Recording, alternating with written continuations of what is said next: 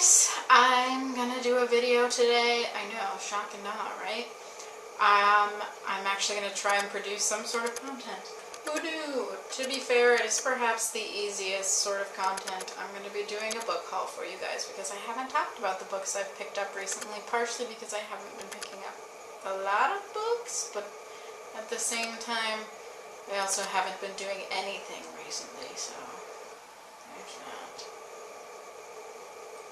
Before I get started, I wanted to say that on top of my anxiety and depression that I've been having recently, the world seems to have gone to shit, especially in America. Not that that's new, it's been happening for years. It just doesn't make sense to me why it's still happening and why we're arguing over the solution.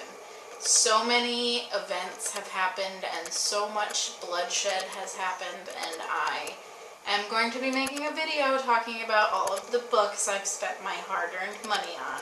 And it seems frivolous and pointless and all of these things, but I don't want to do a video talking about how terrified I am to go outside of my house. I want to do a video that makes me happy and that spreads some sort of joy, and part of that is to say, I love books. I love owning books. I love looking at books on my shelves. I love looking at books in bookstores. I love all of these things, and maybe that will brighten my day a little bit.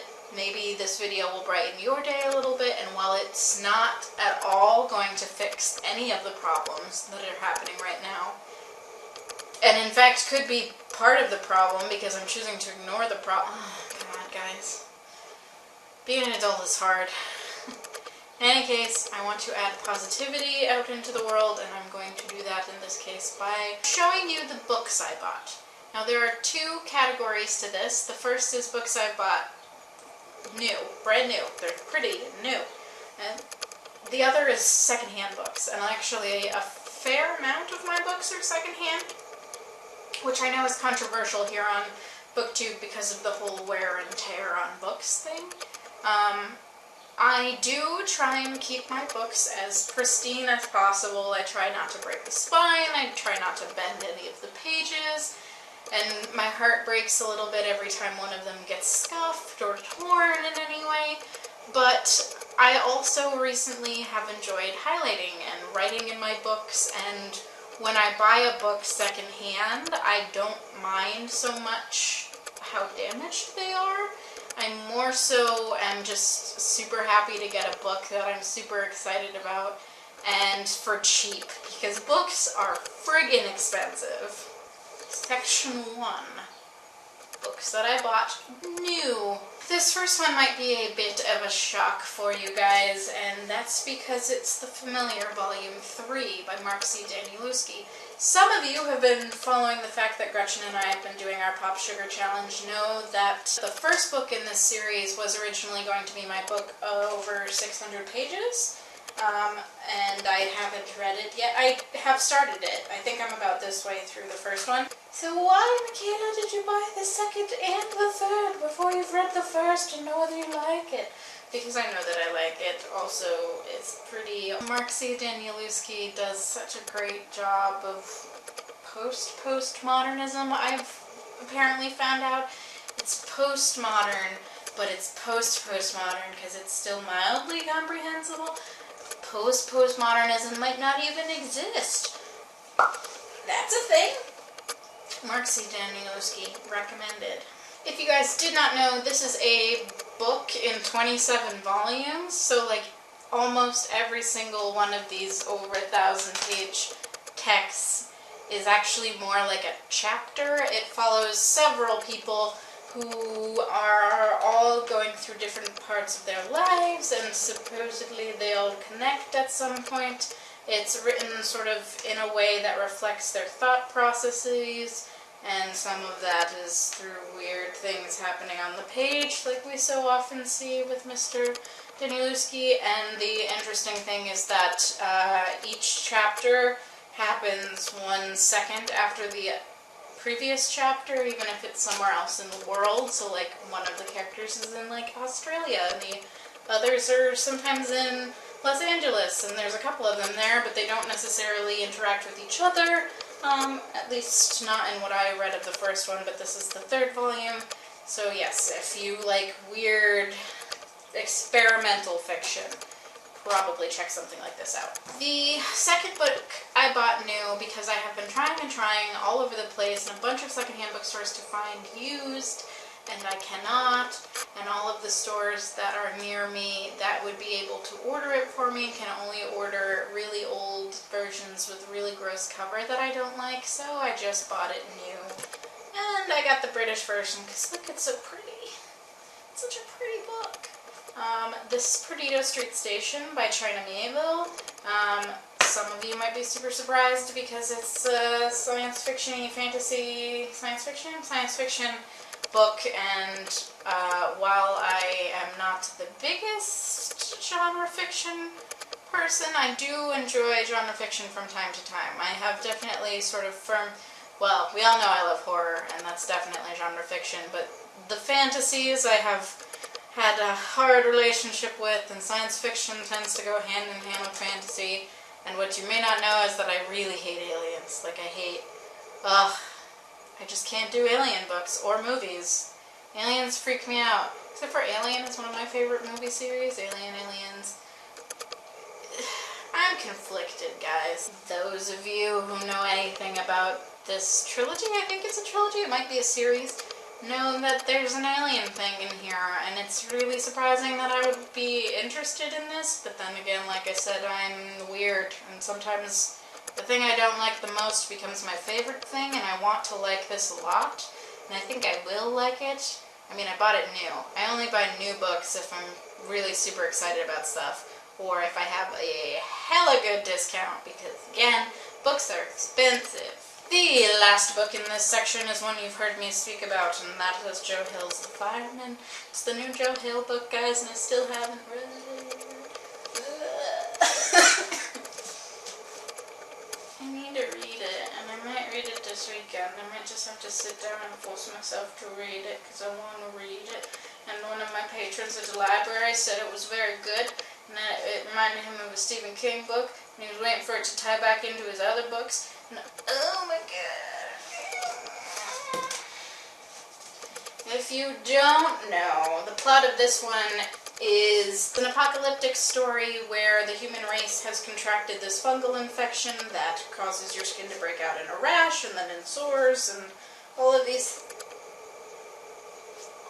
phases that are super gross and icky, but apparently very beautiful, until the point where you become so stressed out and ill that you spontaneously combust. The two protagonists of this story had vowed to each other that if either of them ever contracted the disease, they would kill themselves, but when the female protagonist finds out that she has contracted it, she's pregnant and doesn't want to kill herself until, at the very least, after the baby is born. There's an antagonist in the story who runs around trying to murder anyone who shows signs of this disease so that they don't spread it any farther by burning them, and he calls himself the Fireman. And in a very Joe Hill fashion, it's science fiction-y, magical realism-y, and most likely super horror, but not in the there's an axe-wielding murder. In this case, there's a flamethrower-wielding murder, but it's more about how people can do horrible things and not necessarily be horrible people, but be people trying to do good for others, and they just happen to be doing horrible. It's all about moral gray areas, guys. Gray areas. Now we are moving on to the books I have bought secondhand, which have a little bit of wear and tear and are well loved, and they're going to be joining my collection. The first of which is The Foxwoman by Kij Johnson. I have heard a handful of people speak about this one. I can't think of exactly who by name did it the most recently. I know I watched somebody talk about this super recently, and it's killing me that I don't remember who. If I can think of it, I will add it in when I'm editing, and if not, later when I link it down below. In any case, heard good things about this. It's got some Japanese influences. It has a kitsune, which is sort of a fox spirit in Japanese lore. It feels like it's some sort of magical realism thing, and it's apparently also a love story, which I do enjoy from time to time, so I'm excited to pick this one up. Plus it was $1, so guys, come on. The next book is Major Pettigrew's Last Stand by Helen Simonson. I've heard a lot of things about this, and yet I do not know anything about it, so I'm about to read the back cover of this, and then I will get back to you. Apparently this is a love story about interracial love, and I'm into that. I don't think I would have bought this book new, partially because I had no idea what it was, but I have heard of it, and again, it was $1, so can't go wrong. It's $1, everybody talks about it, and lots of people like it. I might as well take a look at it.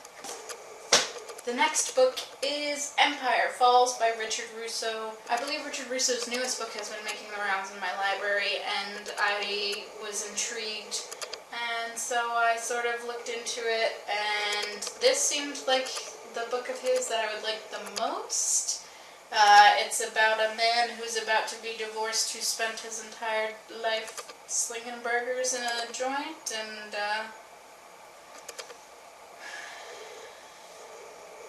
I don't know, it's a blue-collar story. My family is very blue-collar, very lower middle class, working class mechanics and seamstresses and carpenters. We do services for other people. I was the first in my family to go to college, so this sort of story I find very close to home, and I wanted to see if he did it justice. The next one, bunches of you are going to be super surprised to see, because I and Gretchen, both of us, have mentioned on several occasions that we are not the biggest classics fan. Not the biggest classics fans, partially because we've been doing classics so hardcore because of school, and partially because we are both inclined to liking newer literature in general. I like modern classics more than classics. But it is Crime and Punishment by Fyodor Dostoevsky, and I have not read any Russian literature at all, and I wanted to sort of fix that fact by reading one of the greats. Apparently this one's from the mid-1800s, and I have in the past, and I do think that I like books written at this time period, particularly American writers or expat writers of this time period. I do like Jules Verne, who is sort of in France, but blah, blah, blah. I just don't like I'm so tired of the British folks sitting in their parlors drinking tea, and this isn't British, obviously, it's Russian, and it's translated from the Russian, but in any case, classic, huge, and $1, so I picked it up. The last book is a hardcover, so it was a little bit more expensive, and that's Life After Life by Kate Atkinson. This is a relatively new book, and I was actually super surprised to see it in the store, having been donated, but I was super excited about it, and I'm glad that I picked it up. It's a reincarnation story in a way, where like a cat has 9 lives story. The protagonist here is born and dies, and is reborn and dies, and is reborn and dies all throughout her life. Not in a restarting sort of way, but more in a continuously dying and waking up sort of way, which leads me to believe she's both immortal and very, very mortal, which intrigues me. I was intrigued. Magical realism. I hear it's funny and dark and poignant, and those are all things that I like. This isn't very high on my TBR, but it was $2 for a hardback, which apparently was sold for $28, so I picked it up. I think used books are an enabler, because you're like, I don't need new books, I have plenty of books to read, but I would never get this particular book for this price anywhere else, and the only thing wrong with it, and it's not even wrong, is that somebody else has owned it at some point. Ooh, it's got cooties. Used books are great, guys. See if you can get used books, and if you can't get used books, use your library. I do those things. I just also like having my own books. Okay, I'm sure this has been super long and rambly, And I didn't tell you anything that you need to know about these books. And I wish I was better at talking, but I'm super rusty. Sorry. I will hopefully be back soon and able to communicate ideas better. And yeah, that's all happening. So, talk to you soon. And hope you're having a good day.